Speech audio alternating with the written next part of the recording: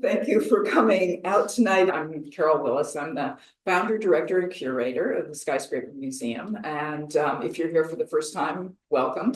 We are especially celebrating Women's History Month. And in fact, Saturday was International Women's Day. So along that theme, that it is certainly a pleasure to have Paulina Bren, who is a professor at Vassar as in the Department of Women, Feminist, and Queer Studies.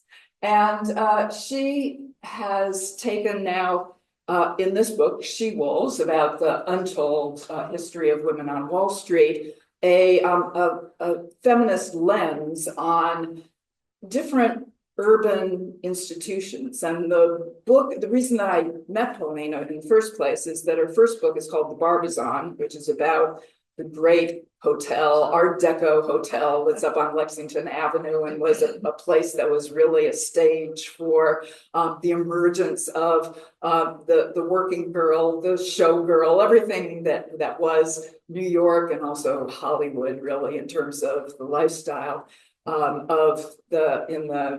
from the 1920s, when that wonderful building was created and really was a kind of institution that Paulina turned an eye on and explained the kind of the sociology, the kind of the larger implications of this place for women in the city.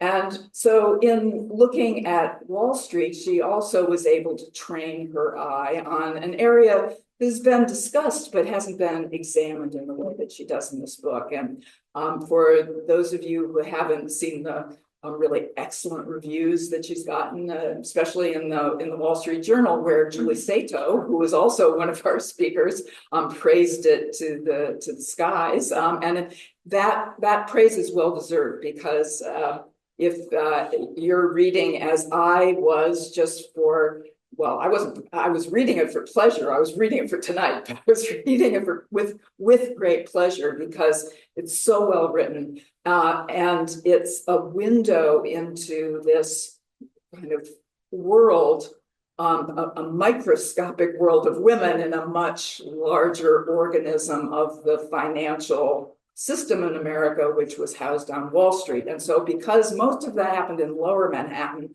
this is, we consider this proximate to our subject at the Skyscraper Museum. So what we thought we would do is that have Paulina talk about the book for about 30 minutes or so. And then I will show that in order to have a kind of conversation that sparks and kind of maybe other ideas about how the financial district and the skyscrapers fit into at our stage set for the activities that she describes, that I would show you some slides of that and her some slides, and then we would have a little bit of conversation. And of course, we want to entertain your questions as well. So I'm really delighted to introduce Paulina Bren to you. Thank you, everybody. Thank you so much. And Carol, thank you so much for that introduction. Indeed, I gave a talk about my previous book, The Barbizon, here during COVID. So it was over Zoom, of course, if we all recall that. I believe today is the 5-year anniversary of COVID. So let me begin with the question of why on earth somebody like me, who has never stepped foot onto Wall Street as a finance person, why would I write this book? And the answer indeed goes back to the previous book, The Barbizon. So when I was writing The Barbizon, this was a women's only hotel on the Upper East Side on 63rd and Lex.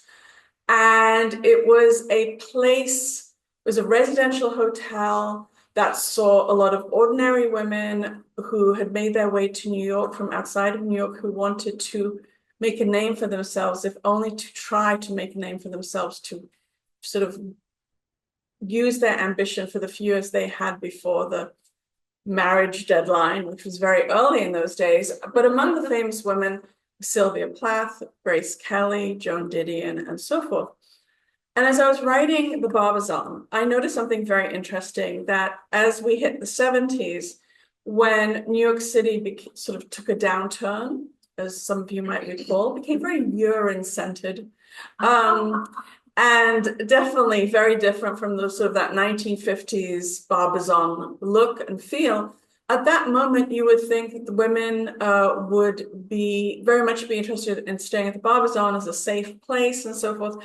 But in fact, occupancy rates completely plummeted. And so I thought to myself, well, if there's going to be, if sort of the Barbizon woman in some ways reflected New York in the 1950s, who's the woman who's sort of reflecting New York now in the 1960s, the 1970s? And I found myself looking toward Wall Street. And the more I dug into it, and it really was a huge learning curve, but the more I dug into it, the more I saw how I had complained with the Barbizon, how there were really no primary sources left, or else I had to really dig them out. But any sort of remains from the hotel itself, adjacent archives I was able to find, but not of the hotel. And I complained about that. Well, it was nothing compared to trying to write a story of Wall Street women from the 1950s to 9/11 in 2001. There, the footsteps, the footprints, the traces are almost non-existent. It was really shocking to me. Just to give two very quick examples, so we know what we're dealing with here. So first place I went to is the New York Historical Society. They commissioned an oral history project about 10, 12 years ago called Wall Street 1950 to 1980. There are about 55 extensive oral histories. 50 of them are men, 5 women. That's not surprising. What is surprising when the men were asked, what about the women? And they'd be like, there weren't any women. There weren't any qualified women. They just weren't there, which is absolutely not true. Another example is a really good book, again, written about 15 years ago, which is the history, a very entertaining history of the ups and downs of modern Wall Street, around the same time frame as I use, told through the interviews, again, interviews with the movers and shakers. It's over 600 pages long. There is only 2 pages devoted to an interview by a woman, and she is, of course, the one and only Muriel Siebert. If you've ever heard of anybody on Wall Street, it is Muriel Mickey Siebert. So with that as a starting point, and I think you'll see it also in the images I have, you'll notice my book talks about all different aspects of Wall Street. Brokerage houses, investment banks, trading floors, exchange floors. Most of my images are for the New York Stock Exchange because that's where they took some photographs. But the kind of photographs that I would really like to see of Wall Street, of women actually doing the job, be it the secretarial pool or whatever, can't find them. Okay, so that's another layer to this. So I just needed to preface everything. So I have half an hour, so I'm probably, some of these images I'm just going to skip over. And during Q&A, if you wish, you can ask me about them. I'll say very quickly, there have, of course, always been women on Wall Street to a limited extent. In the 19th century, there were a few iconic, extravagant women, which I won't get into. There's a whole book on it. I refer to it a little bit in the book. Definitely women in terms of working in jobs on Wall Street. There have been ups and downs based on the market. So in the 1920s, there were suddenly these women's salons which were set up like comfortable living rooms where women brokers were hired. And that hadn't happened before, and it took a long time before it happened again, but women brokers who would cater to women investors. So when there were a lot of female investors, then women could find certain positions, but it was always just limited to servicing other women, okay? During World War II, obviously Rosie the Riveters went everywhere. It took them a long time to penetrate the New York Stock Exchange. And of course, never as traders. We're talking teletypists here. This is absolutely picking up the phone, those sorts of things. Soon as World War II was over, even though Rosie the Riveters had found a way into the industries. New York Stock Exchange, Wall Street was basically announced out of here. We're done. Go back to your secretarial pools. And that's what happened. What you did see in the 1950s and 1960s, and I'll talk about sort of the few women who started to come in the 1950s, like the famous Muriel Mickey Siebert. What you did see was precisely, again, pandering to female investors. So the New York Stock Exchange in 1962 did this short film. I think you can watch it on YouTube. It's very amusing, which is this, it's an explanation for women about how the stock exchange works based around the sort of 1950s, early 1960s style of sort of TV sitcom. It's a woman who's frustrated by a husband because she wants to invest money for their son to go to college, and they just had a little inheritance, and he wants all these quick rich schemes, right? But she's the clever one. She goes to Wall Street. She finds a broker. These sorts of things. You found advertisements like this all the time. Newspapers, again, Wall Street appealing to women, saying, you know, come be investors. This is a wise choice, right? Be the rational one. Be the investor. In terms of women working on Wall Street, so 1950s, there are some, but I really opened the book in the mid-1960s. And as I saw it, there were sort of two routes to Wall Street happening in the 1960s. One route was, for example, was business school. Harvard Business School itself opened itself up to women in 1963. The first official 8 women, Elaine Luthi, the blonde there, these are official photographs from Harvard Business School. She was the official woman, the very first woman to come to the business school. They had an incredibly hard time of it. Second year, spring, recruiting season, they would sign their names up for interviews.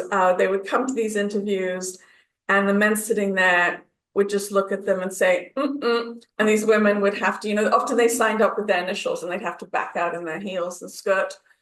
Or they were told, oh, we hired a woman 2 years ago. We're going to give it another few years to see how that goes. So honestly, the route to Wall Street via business school in the 1960s was not so successful. The other route was to come in as a secretary, to come in as a teletypist. And this is what's so interesting to me about this period I'm talking about. Not all, but I have to say the majority of women coming in the 1960s and 1970s are a scrappy bunch with a lot of chutzpah. They are coming from the outer boroughs. They are working class, sort of lower middle class. Many are college dropouts or they don't go to college, but they are smart. And they come in and they start to learn on the job. And these are the kind of the two routes you have. I do want to say also, this is an American story. And obviously, you're not just going to talk about white women. On the other hand, this is Wall Street, where white women have a very hard time getting into it. And so there were Black women, could not find Latinx women until that was coming sort of later to the end of the story. But these two, I do write about these two, particularly these two really remarkable women. One is Lillian Hobson. Lillian Hobson comes to Harvard Business School in 1967. I can't go into the details, read my book. She doesn't realize she's the first Black woman. In fact, she doesn't realize she's the only Black woman on that entire campus other than cleaning ladies. She ends up doing a lot while she's there, helps found the African American Student Union, so forth, but certainly has, again, no easy time of it when she graduates. She eventually becomes successful, just so you know. So this is Mickey Siebert. You might mention that she did the program with you, right? With the in the Downtown Alliance. Yes, we brought her in. So I did a big program at Downtown Alliance a few months ago now, I don't remember. And they asked if I could bring in some of these women, and Lillian came with her, also with her granddaughter. I know, amazing, amazing. So people were really thrilled that she was speaking there. She's fantastic. I mean, that's the thing. I'm also writing a history of, and it was the same with the Barbizon. It's always tricky. You're writing a relatively contemporary history. You're writing the story of people who are still alive. So, of course, the really scary thing is once you finish the book, are they just going to say, you have misrepresented me? So it's always, in both cases, it's been very comforting that people said, you finally represented me. So that's been a big thing for me. Because it's always a tricky, you're responsible for telling somebody's story. It's difficult. So I want to say, speaking of telling stories, so this is Mickey Siebert. Now, Mickey Siebert arrives in 1954 in a beat-up Studebaker with $100 in her pocket, starts working on Wall Street in a research analyst department, and I'll get to that in a second why that's important, as a messenger from the teletype machine to the research analysts. And she starts to see, wait, I understand numbers. I understand when I look at a sheet of numbers, there's a story that happens and I get it.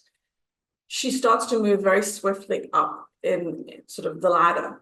Also very important to remember, all the big firms, they are absolutely categorically not hiring women outside of secretarial pool. The way these women are sort of shoving their foot in the door, and it is a shoving at this time, is because it's hard to conceive now. There were hundreds of tiny brokerage houses all around here, and often two partners. And the fact that women could multitask, the fact that they were significantly cheaper was a huge plus for them, right?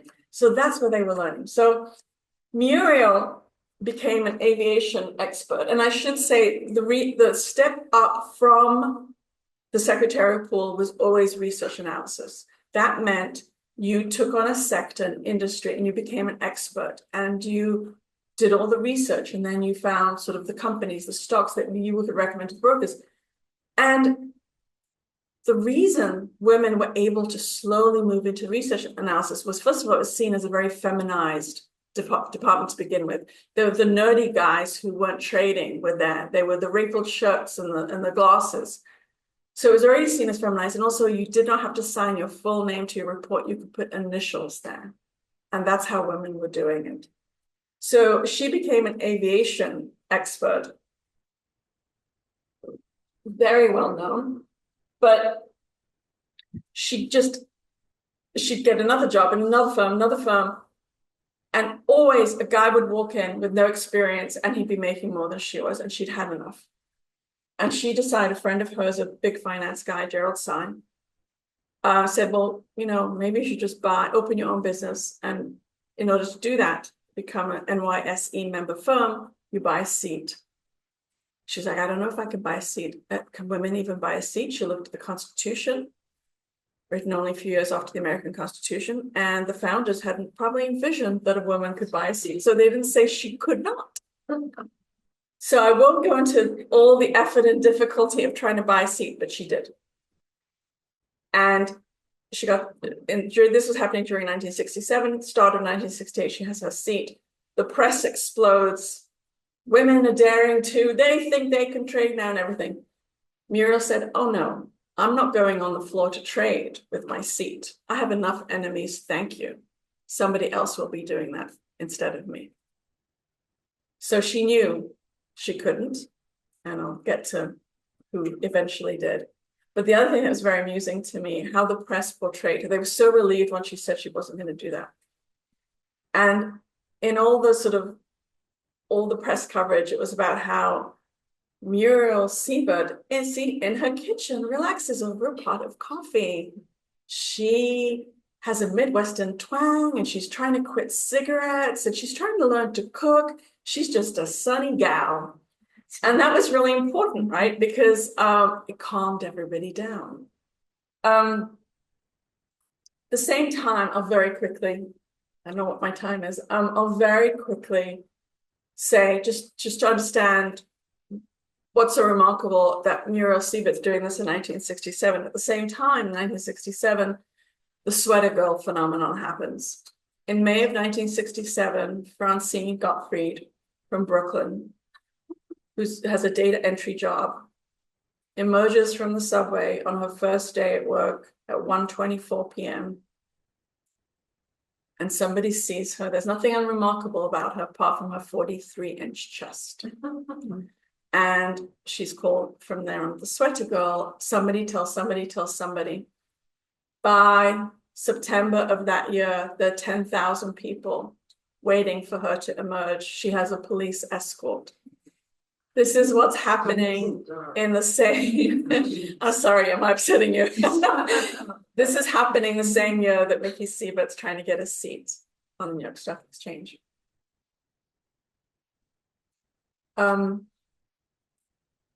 Obviously, again, I can't show you women gradually working on Wall Street in these little firms because we don't have the photos. What I'm going to show you, so Mickey Siebert does get onto the floor because in 1977, she's chosen as the New York superintendent of banks. And she would always say, I love the fact that now I oversee the banks that refuse me loans to buy my seat. This is 1977. The first woman, and I can't even show you a photo because the New York Times photo of her is so bad, we couldn't reproduce it. And this is, again, a name nobody had ever heard of. The first woman to actually trade on the floor of the New York Stock Exchange was Alice Jarko in 1976. She was one of those scrappy ones. Her mother, she grew up in the outer boroughs. Her mother had been a dedicated communist.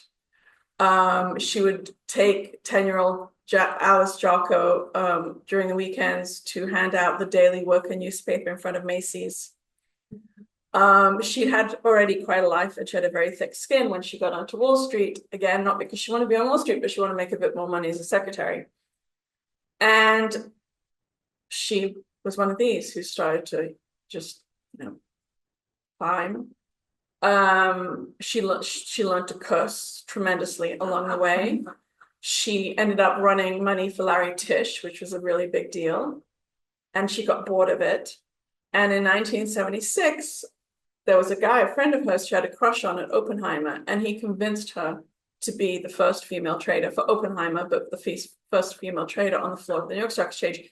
When he first approached her, she said, no way, that will be, no, they will eat me up. No way am I doing it. But he persuaded her. Then he got fired 2 weeks later, so she had no protection. She went onto the floor. And even though she had expected the worst, it was far worse than that. There were pneumatic tubes in those days that would send stock quotes around. And I'll let you use your imagination what sex toy was sent down to her constantly through these pneumatic tubes. When she left her booth, nasty things were left for her in her booth. Anonymous phone calls. She had to also have a police escort for a while. So that was her experience, just to give you a sense of that, of what's happening, these women, these pioneering women, what they're really putting up with.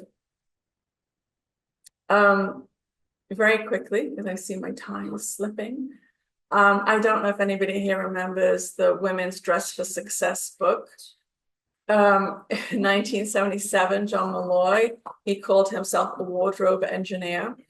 And this book is fascinating. Critics slammed it, but it became a bestseller because he says concretely in the book, this book is for all those women from working class, lower middle class families who are now entering the professions, especially finance, and they don't know how to dress. And basically it's a guide for passing as upper class. He says that, he doesn't use the word passing, but so you can come off as upper class. So he told women what kind of jacket to wear, what kind of jacket not to wear. You have to wear pumps, you mustn't wear boots, what kind of pen, what kind of watch, what kind of briefcase. And women were desperate for this information. And you can see how this is a certain type of woman, right? 60s, 70s. And to me, in many ways, this is truly a fascinating part. I did not expect to find this kind of profile of the New York gal, you could say, at this time. And then come the 1980s. In 1982, everything changes, because also a reason women are getting in the 1970s, there's a recession. As soon as men don't want to work somewhere, women get a way to in, right? 1982, Merrill Lynch comes out with ads in all the newspapers that we're on the dawn of a bull age. And everybody's laughing. They're saying this is embarrassing that they would come out with this. But sure enough, a month, 2 months later, that's exactly what happens. And there's Reagan at the New York Stock Exchange. And everything shifts. Part of the fascinating thing to me was the story of Wall Street as a physical place. And I very much tell the story of Wall Street, of its technology, but the feel of it alongside the story of these women, because it's all happening parallel. And what's so fascinating is that in the 50s, the 60s, still the 70s, when you say Wall Street, it's down here. It's not Midtown yet. It's down here. If you need to talk to somebody, you leave your office and you walk a couple of blocks at most. It is small, it is insular, it is sort of separated from the city. When it explodes in the 1980s, it becomes sort of Wall Street becomes the epicenter of American values, better or worse. And everything shifts. The feel of Wall Street shifts, the buildings shift, where the buildings are now shift, right? And bodies, they need bodies. So many women said to me, it was fascinating to watch. Well, first of all, women are now pouring in, totally different kind of women. This is not the scrappy outer bar. Now it's the women with MBAs, and that works to their advantage. Now it's the women from Ivy Leagues, and that's what's happening in the 1980s. And it's a different animal. There's a clash, as you can imagine, between these generations at the same time. And they are so in need of bodies. Women will say to me, they watch a trend, especially when they were on trading floors, they would watch, and trading floors have always, before they were very open to veterans. In the 80s, it's really about hockey players and athletes and so forth. Part of it, clients are very attracted to that. But they would take these kids, these boys from college, sit them down, and in 2 months or a month, transform them into traders on the floor, because they needed to do really, really quickly. So everything is changing at this moment. And it becomes the story of a few women who just, they had the qualifications. They weren't interested in Wall Street, but they got swept up. If you were at any of these colleges in the 1980s and you went to the career office, 90% of what was being offered to you was Wall Street. Everybody was applying to Wall Street. And a really fascinating case is Marianne Spraggins. She came from an eminent family, activist family here in Harlem. She always said she understood power in terms of City Hall. She became a law professor in New York. She had a great life, but there was a course she took while she was studying for her MA at Harvard, and MA in law, I'm not sure what that is, JD. And she took a course on international transactions, and the professor took them into the bowels of Wall Street, as she said, and suddenly she understood there's a new kind of power, and that women like her, that is Black women, need to be sitting at that table. They need to find a place at that table. And again, you can read about it. It's a very long, fascinating story. She quit her professorship and started at the lowest rung and the hard time of it until she finally broke through, and then did very well. But then again, we can talk about harassment and inequality and arbitration, and this was one of the situations she got into. And I'll say my last thought is this. One of the really interesting things I told you about the difficulties of Mickey Siebert and then Alice Jocko on the New York Stock Exchange. But when these other types of women start to pour in the 1980s, what's really interesting that happens is that the kind of weird meritocracy that existed on Wall Street in some every woman said there was a meritocracy. It was layered with harassment, layered with inequality, layered with sexism, but there was a weird meritocracy. And especially, as I say, for these scrappy young women who were just like, they knew they were ready. But suddenly they couldn't find that sort of mobility up that ladder once the women with the MBAs and the Ivy League degrees arrived. But what happened was that meritocracy actually shifted to the exchange floors. So one of my favorite characters and stories is Louise Jones, who was found abandoned as a newborn in a phone booth on the Upper West Side. She grew up in the projects in Staten Island. She was a high school student doing on Staten Island, then doing sort of a work and study program, sort of synthesis. And at 17, she stepped onto the New York Stock Exchange. And she said for the first time, she felt she could breathe. And then she looked around and she thought, I'm going to make a load of money here. And she did. And I think that's also really important. I also wanted to talk about women and money. And that's why it's called She-Wolves. That not to say that, these women were the sort of the female equivalent of, the famous sort of Wolf of Wall Street and sort of the outrageousness, but that if we're going to talk about men and money and Wall Street as something ferocious and exciting, that they're wolves, well then let's give the same moniker to the women as well, She-Wolves. Thank you.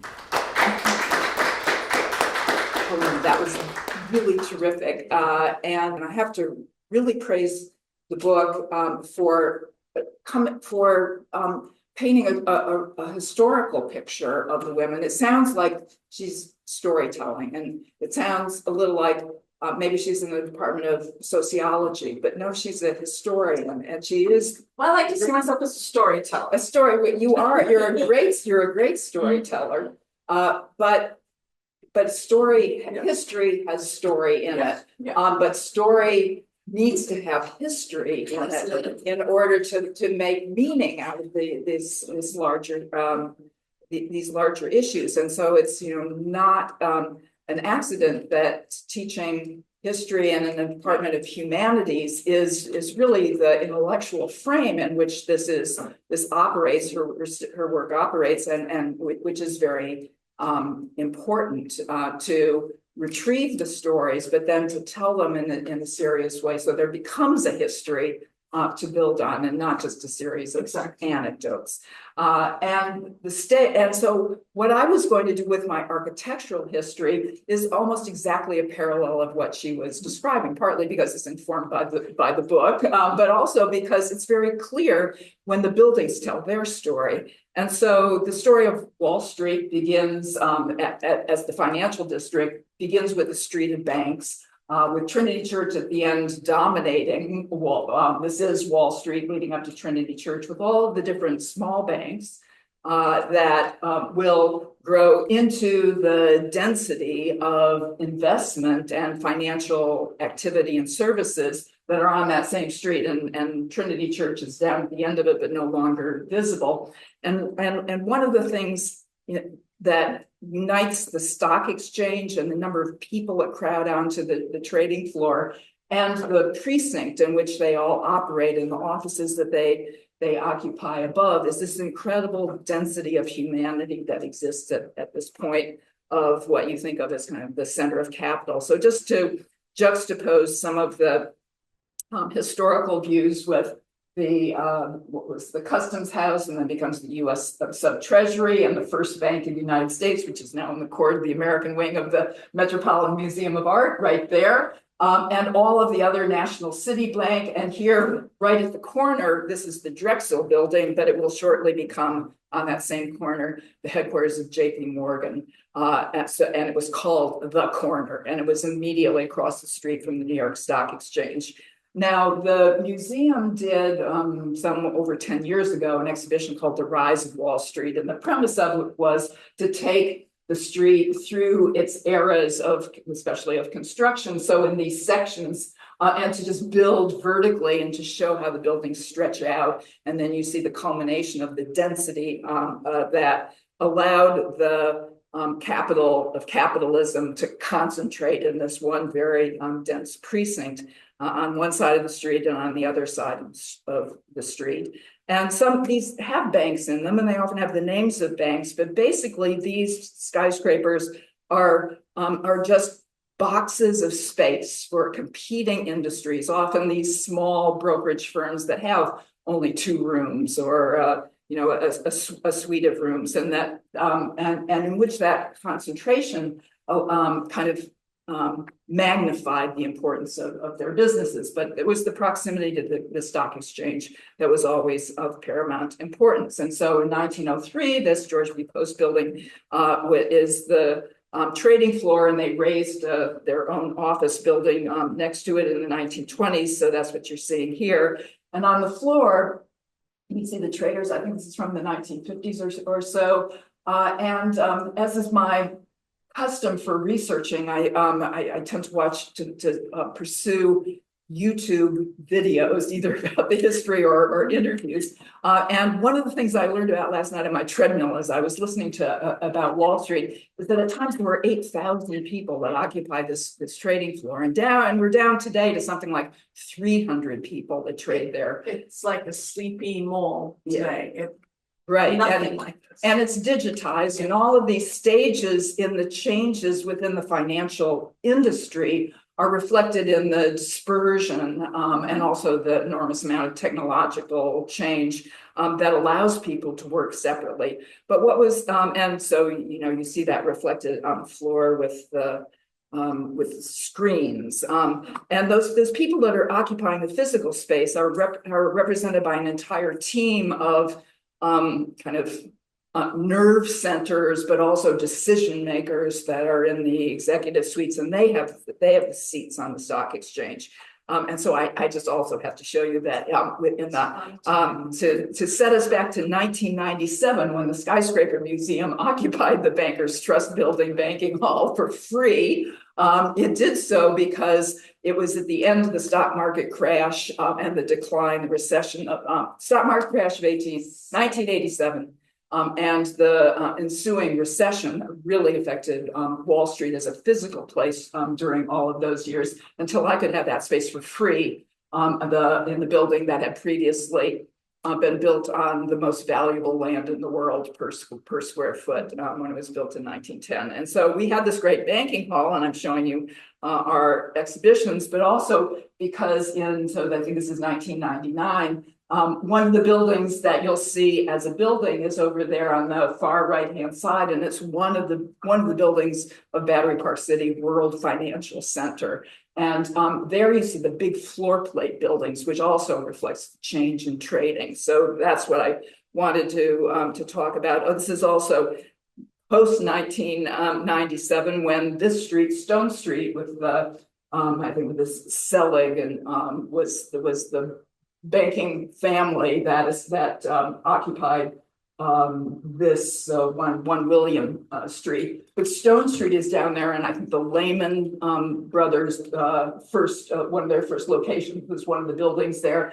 But this was a drug alley in the 1990s, and that was also part of the changing cultures of Wall Street and its decline during these years. So, but but it was the scale, those buildings, which were big at the time, but represent the 19-teens, and then the 1920s, the skyscrapers are rising to 70 stories or so. But the next generation, like along South Street Seaport that you see here, where the Fulton Fish Market is still in situ in the 1980s, you're seeing a view, I think it's 1986, where these big floor plate buildings are going to represent the back office. And so the financial service industries can have all of those thousands of people and the secretaries and everybody else occupying these spaces, which are separated from the men's clubs and the C-suites and executive suites, which were also downtown. And so you see that all along the East River side, these giant buildings with 40,000 square feet on a single floor. And so they're usually called back office space, but they were among the largest buildings in the world at the time in terms of the available floor space. So what you see is the enormous influence of the financial services in the economy of New York and as a center for international finance. And likewise in the World Trade Center and with Battery Park City on the rise here, turning for the first time a residential neighborhood in immediate proximity to Wall Street. But as its centerpiece, the commercial core are these great big four, bulbous, bulky buildings designed by Caesar Pelli with 40,000 square feet per floor, designed for Merrill Lynch and American Express and the financial services that really dominate in New York. And then the changes that allow the migration to Midtown. But again, in the Bear Stearns building, which was this building in 1983, and you see it kind of inserted in a kind of a financial spark plug into a full block site. You can see how the magnification of financial services really plays such an important part in the economy and changes the landscape of the city as well. So that's my last slide in order to talk about how the financial system is reflected in architecture. I want to say thank you for saying that about it's not a book of anecdotes. Yeah, I'm a historian. So, and what was necessary was a history, a storytelling history of this place, this period, and the women there. And I have had the experience of when I'm somewhere signing books, events, it's usually the old white guys from Wall Street who come up to me and they're like, is so-and-so in your book? Is so-and-so in your book? I'm like, it's not a top 20. It's really not. There are thousands of women I could have. The point is the women are telling a much larger story ultimately. So thank you for pointing that out. And I also want to praise the book for making accessible the financial systems, the machinations, and all of the runners and the brokers and all of the different names and the hierarchies, which I have to figure that all out. Well, kudos to you for but figuring that it's out. meant for people like me in many ways who people say Wall Street, and they're like, but I didn't know any of these details, and the details is what's so interesting to me. So I'm struck by it's those little details. I forget what I want to say about some of those slides, but for example, when in the 1980s and 1990s, they built these enormous trading rooms, trading floors at firms. For example, all the windows were covered, so it was always dark. Part of it was so that if you're on your Quattron and then Bloomberg terminal later, part of it was so that the sun wouldn't hit your screen, but part of it is they didn't want people to know daytime, so you'd work longer, right? The whole issue around the black car service to take you home, if you stayed past a certain hour, you'd get free dinner and you'd get a black car home. I mean, there were all these sort of tricks, and a lot of it also did have a lot to do with the spaces that were there. And as you say, the New York Stock Exchange is fascinating. I mean, even the contemporary photo you showed, when I went down there, it looked nothing like that. Really, it seemed like there were a handful of people. And we went up to one guy. He'd been a school teacher and decided it wasn't for him. And he was just very calmly sitting there with a tablet, and he was trading like trillions. And he was just tapping calmly. And it was nothing like what these women had described to me that they experienced when I think 3,000 might have gone up to 8,000 at some point. 3,000 was sort of the norm, but there were no, you couldn't have trash cans because they were safety hazards. So everything, if you saw that quickly, I went through, yeah, they were just sweeping up like up to 3 tons of garbage at the end of each day, right? So all these aspects to it that sort of you get the feel, the smell of it. And one of the things that I learned from the book was the point of entree for women was matching up the trades, the sale. And so maybe you could paint that picture, because it seems like a lost technology. I mean, so much everything, the work that women as clerics, some sort of clerics, the work that they did was vital. On the one hand, it was the back office, which was considered very low on the rung. On the other hand, the women who could do these things were very much valued, because a good clerk beat out everybody else. They could, everything had to be done by hand. There were no computers. And if you had accuracy, if you had speed, you were gold. One of my characters, she is on the American Stock Exchange floor and then moves to the New York Stock Exchange floor. She is talent scouted by Ivan Boesky's people, because yeah, exactly, that doesn't go well. But for a while it goes well, and she is talent spotted because she's such a good clerk on the floor. So these, and also what I wish I don't know if you ever find an image, let me know. But at the beginning, when these women are coming, they have nowhere really to have lunch or anything, because all the clubs have no ladies signs. Downtown, it's completely common. It's acceptable. There's a great story I tell of a woman who becomes a research analyst early on.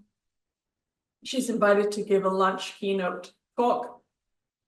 She can't get into the club. Every woman on Wall Street had a story like this, but in her case, she can't get into the club because there's no ladies. Sometimes they had a ladies' door in the back, so you could enter through the back through the ladies' door. They didn't even have a ladies' door.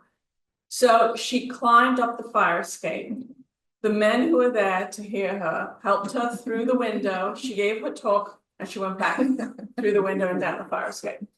And so if I could ever find a photo of those no ladies signs, it was so prevalent. And again, it shaped how women could socialize, how they could work, how they could network, how they could make contacts.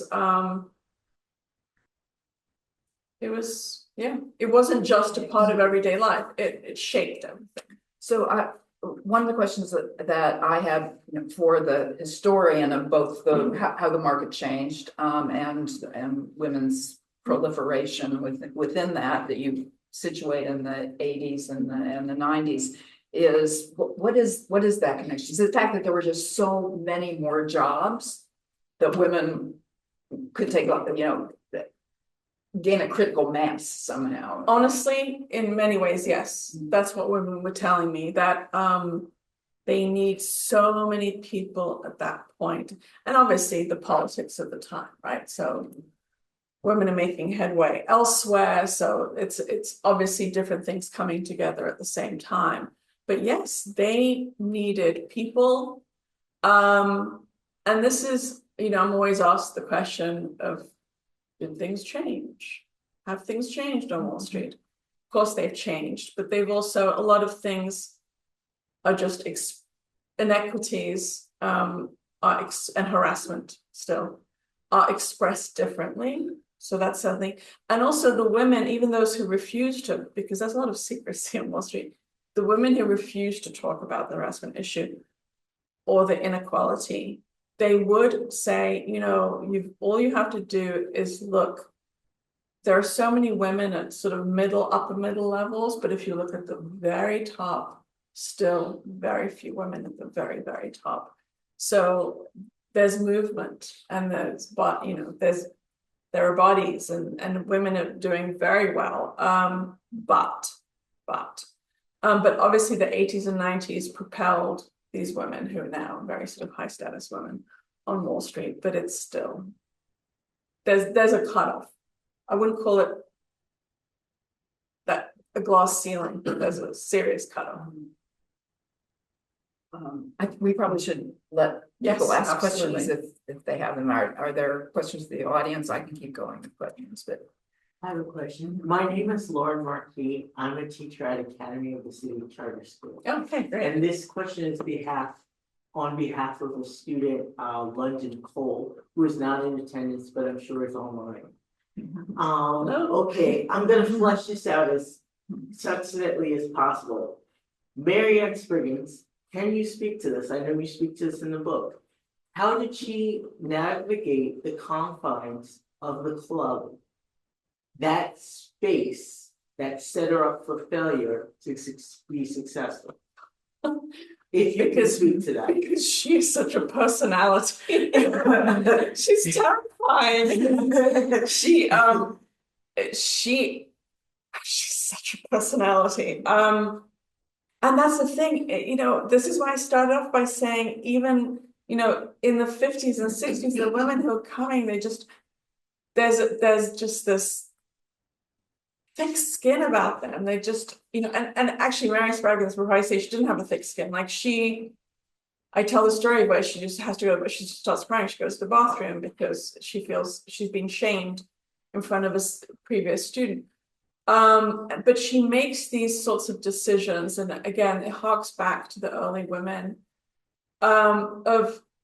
She says at one point, like, everything has gone badly, but I have to double down. Like, I have to come out of this. So she said, either, you know, feet first, and she's just carried out, or she comes out as a superstar.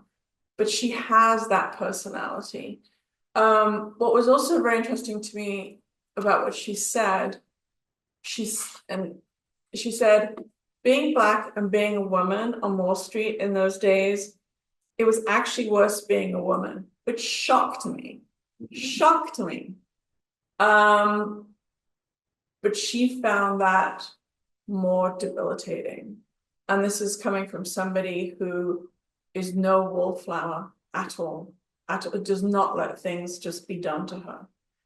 But ultimately, and this is something she wouldn't talk about, but luckily, I was able to find it through documents that exist.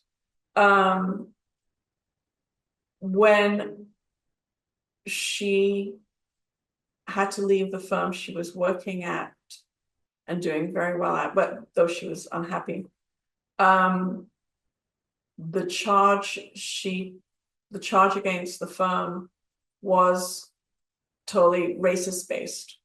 So ultimately, even though she felt it was hard to be a woman, the nail in the coffin was being Black and being a woman. So I would say that.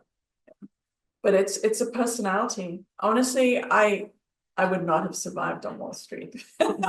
I have too thin skin for that. I think, and this is what's changed. I think probably somebody like me could handle Wall Street after 2000, but I tell that story of those first 50 years of when you could say really women started to come to Wall Street. And I think it took a certain type of personality to flourish and persevere in that environment. Does that sort of answer? Yes. Okay, good. How did you find the women and secure the interviews? Yeah. One would think these days that they would have been interviewed, you know. No, up and the wazoo I know, and that's just it. Like I really, at the very beginning of the research, since it's fairly contemporary history, I was Googling. And it's like, how is this possible? I'm not finding names. I'm just finding Muriel Siebert. And I have to say that those 5 interviews with women at the New York Historical Society were a godsend for me. So 3 of them ended up, I re-interviewed them, of course. And 3 of those ended up as characters in the book. And then I interviewed a lot of women who didn't end up in the book, because ultimately it's not, at the beginning it might seem like we're talking about different women, but then all their stories sort of come together. And so as I was writing, there were women that I interviewed that simply, they weren't helping to tell the story as much. but also it is very difficult to get women to speak about this. And it depends generationally, because the very first women who arrived in the 60s and 70s, their legacy is embedded in Wall Street as well. So they're reluctant to diss Wall Street because they're dissing their own legacy at this point. So that's difficult. Also, Susan, I'm blanking on her last name. She's wonderful. She wrote The Boom Boom Room, and she writes about women's inequality and harassment on Wall Street and has been writing about it for ages. She's a wonderful journalist, wonderful writer. And she said to me, when I was talking to her, she gave this example. When her book came out, The Boom Boom Room, somebody gave sort of a more intimate dinner party to introduce the book. And this one woman from Wall Street came to her and like sat her down for like an hour and was just like talking, just one awful anecdote after another of what had happened to her. And then a couple of months later, she was at another gathering, a larger one, and men were there too. And this woman was there, and they went around the table and they had to say, like, give one bad experience you've had on Wall Street. And it came to this woman. She's like, oh no, I've never had anything bad happen to me on Wall Street. Nope, nothing like that whatsoever. And Susan's just sitting there remembering every single thing. So, and I understand that you have to protect yourself. It's part of the compromises that you make. And I should say the She-Wolf story is definitely sort of concentrated. This is an environment, testosterone and money and all of that coming together, which sort of hyperinflates it. But I've had, and I think this is true, and I experienced it after the research, I was writing it, and audience members at events have come up and said the same thing to me, that they did not work on Wall Street. They worked elsewhere in publishing, in academia, in government, in corporation. And this story is their story too. In many ways, I think this is the story of women who entered the workforce really from the 60s through to today, but especially the 60s through the 90s. But young women have said it speaks to them too. It's a story of women out there trying to work and not always having the easiest time with it. Yeah. It sounds like it might be a good place to end. You have a writers event that you're going to, and so there are a few minutes to speak with Paulina afterwards. And I do want to mention that as a great storyteller, this book apparently has also been optioned for the movies, which is one of the ways for a TV series, yeah, right, for TV, which is one doesn't mean it'll happen. I've experienced it with the Barbizon too, but you can hope. Well, we hope for your sake, and we hope for our sake that it would be a great TV series, because through the movies and television is the way that most of us have experienced this story, right? Absolutely. So maybe this time a historian will be able to insert some actual validity to the fantasy of women on Wall Street. Great. Thank you. Thank you.